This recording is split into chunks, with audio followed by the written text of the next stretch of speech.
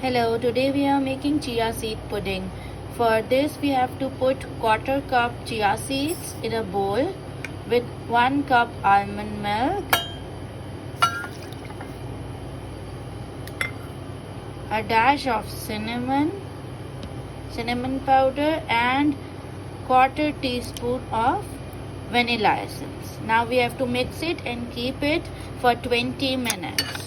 These chia seeds will soak all the almond milk in 20 minutes. If you like to sweeten it, you can add honey or any sweetener or sugar if you like. 20 minutes have passed and you can see how soaked it is. It's done.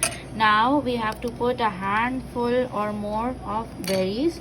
Whatever berries you like, you can add strawberries, you can add blueberries. I'm adding a full hand of blueberries and I have to mix it up and now serve in the serving bowls. I'm not adding any sweetener. You can add sweetener. I used almond milk. You can use any milk of your choice. This quantity is enough for 2 persons. You can see I made 2 bowls and it's yummy. Thank you for liking my video. Do try out and follow for more. Thank you. These chia seed puddings are very healthy for Sehri.